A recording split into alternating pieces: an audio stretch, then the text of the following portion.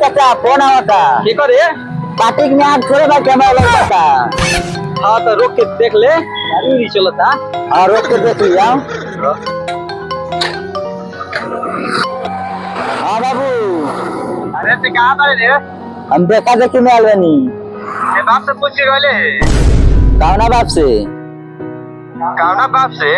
अरे सर ना लाइक तोर कोई को बाप होड़े एगो ओ तो वही बाप से पूछ के गले ना का बोल बा तो जल्दी आ ना लाइक गा के बाबा सिर जोड़ कोइले बैठे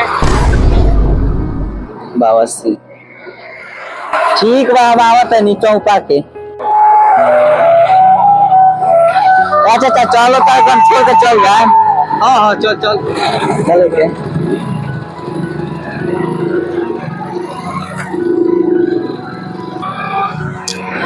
बेटा मूस गाड़ी चलाएगा? हाँ बाबूजी चल सर से अगर बंचे को दहेज में गाड़ी ले लिए। बाबूजी हमें के तो एगो दोस्त कहत रहे कि तोरा दहेज में तो बकरियो ना गाड़ी मिल जाए। कैसे ना दिए रे चल ना सर्वे बानू हम के चिंता नहीं थे चल। का भाई साहब अभी लो ना वालो फोन करके पूछी ना कहाँ वालो। सारू हमार सारू हवन गारू थोड़ी हवा जवान दिल बड़ा तो जरूर रही है ओ खातिर गार काहे ना मारवाए के पड़ी। ले बेटा मूसा गोइले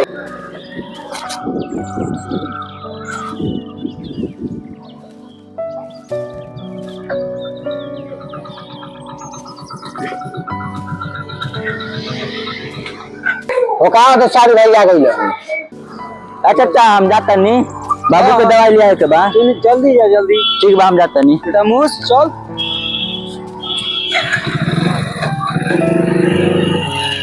ए बुआ बॉबी के ले जो जब हम बोला नू तो लेके आइयो जा।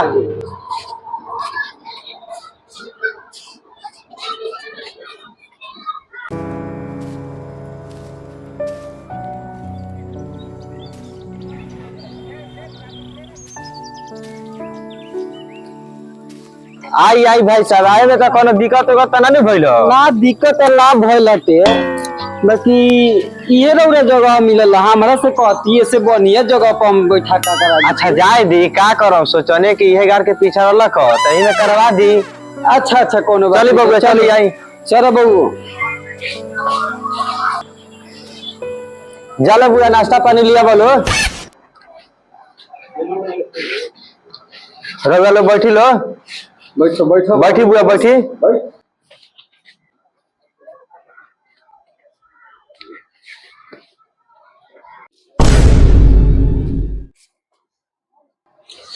बाबूजी लड़किया नहीं खेलो का। अरे साला टेंशन मत ले लड़किया आई तोर तो इज्जत नहीं के कम से कम हमारी इज्जत के तो ख्याल कर अस्थिर का हो सारू आए में तो दिक्कत तो ना भइल है ना ए सारू तार मुआलका बा पातना ना अच्छा अच्छा चौक रोड बनैले हव किया में कोनो दिक्कत ना भइल खाली गार में फोड़ा उठल बा बाकी कोनो दिक्कत नहीं के बा। का ए सारू काहे गरमाइल बरे तना गरमाई ना औते औते सवाल जवाब करे लगल नाश्ता पानी के पूछबे ना कोइल। का सारू घरे से के बानर के आंर खा के अइल ह आओ लो बुआ नाश्ता कराओ लो जल्दी से ना चलो लो आओ लो बुआ लो आओ लो चलाओ लो जा लो चलाओ लो आगे से हाथ फैलाई लो एक ही हाथ फैलाओ ना ज्यादा थोड़े बा।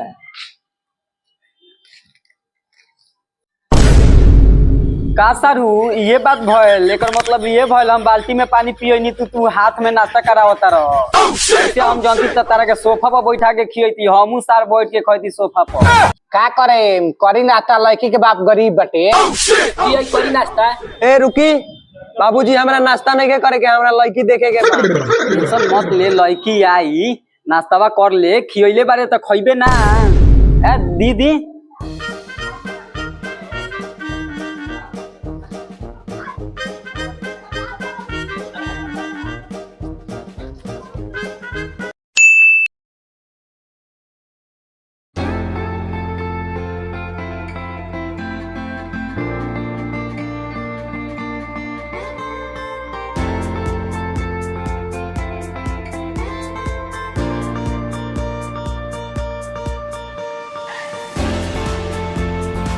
भाई साहब लाइन से हो जाइलो बउआ रौरो हो जाइलो लड़की आ गइल आओ लो है बैठ जालो मुस बैठ ने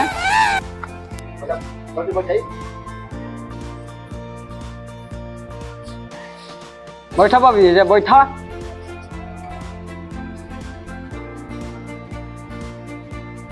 तनी बबी अपन घूंघट उठावत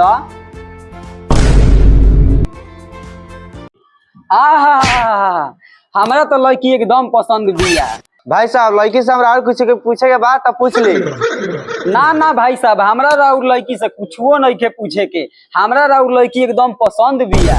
ना बाबूजी हमरा खाली लड़की से बात करे के बा। ठीक कहता सारू भाई ये एक खाली बात करा दिया आगे चल के कोनो दिक्कत ना होई।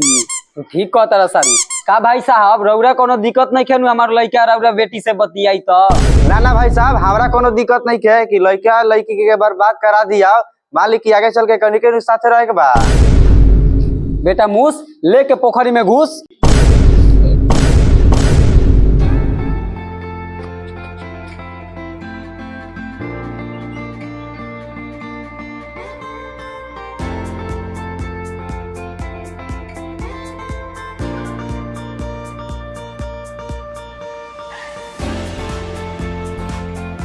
सारू भाई जो लेन देन के बात जौन होके ई का कहत रहा सारू भाई दहेज हम तो साफ दहेज के खिलाफ बनी हमारा कुछ दहेज ना चाहिए। भाई साहब आई रउआ से कुछ दिल के बात अपन कहतनी बैठिए जा। चली भाई साहब बोली क्या कहे के भाई। देखी भाई साहब हम रउआ से कुछ ना चाहिए हमरा रउआ जौन भी देम अपना बेटी के देम खुशी से देम। ना भाई साहब राउर मन में जौन बा वो हमरा से कही हमारा जितना जुड़ी हम जरूर पूरा करेम। अच्छा तो सुनी रौरा पलंग देम हमार तो बेटा चल जाई काम करे हम घरे रहबे ना करेम तो पर सूती के राउर बेटी सूती है।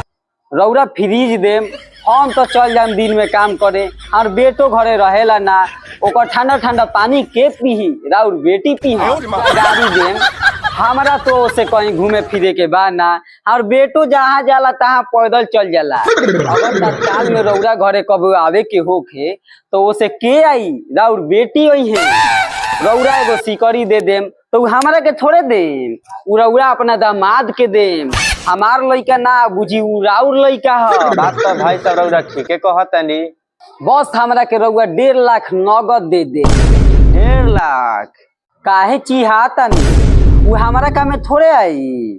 मान ली कि राउर बेटी के बाल बच्चा होई तबियत खराब होबे करी तो वो सब ओमे लाग जाई हमारा पैसा उसा से मतलब नहीं खे। ए बुरारी में हम पैसा का करी। देखी भाई साहब हम राउर बात तो ना टालम लेकिन हमारा से जितना जुड़ी नु वो हम दे। सुनी ना सब कुछ तो ले तरन छोरा तरन का घोड़ा का ला हम जौन पूछम जौन साफ बताई हा।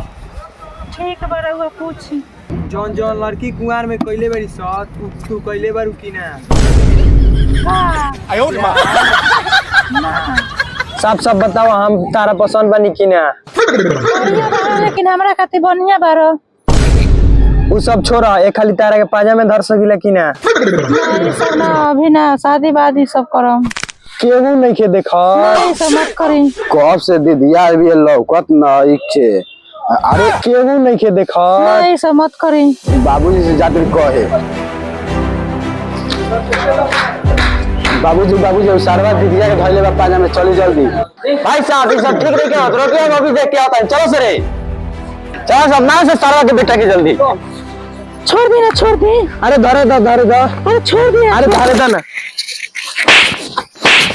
हमारा बेटी के संग उल्टा सीधा गलत कर छोड़ दी छोड़ी ये हमारा बेटी के संग उल्टा सीधा हरकत करिया में का छोड़ दे नहीं गो एने इधर समझाओ तने एने आई का समझाओ तनी महाराज अब के तारा मौका बा काशी का मौका जी दान दहेज के अब राउंड ना लगी। हाँ ठीक कहता नहीं रहुआ अब सरवा के झाट उखाड़ के 1 रुपया ना देबई। चली का भौजी का भइल राम महाराज का बोल का पूछता नहीं हमारा बेटा हमारे बेटी के संग उल्टा सीधा काम करता हम चुपचाप करके देखत रहे। अतने हमार बेटा उल्टा सीधा काम करता तो ना हुई बिया। महाराज ऐसे कैसे बाबूजी हमरा ये लड़की चाहिए। ना एकरा से बियाह तो ए महाराज काहे ना शादी होई जी, लड़का लड़की राजी बता शादी काहे ना होई। रघु सेलून लियो। घर बउआ ए बुआ का सेलून करता हम ना करे। ना करबे कर। अरे बाप रे बाप, हमारा 1.5 लाख रुपया ले गए रे बाप। दहेज दहेज भूखत रहनी, अब दहेज के हई ले ले हम। हेलो भाई, हमनी के वीडियो अगर पसंद आए तो हमनी के चैनल के सब्सक्राइब करी और लाइक करी, कमेंट करी, शेयर करी।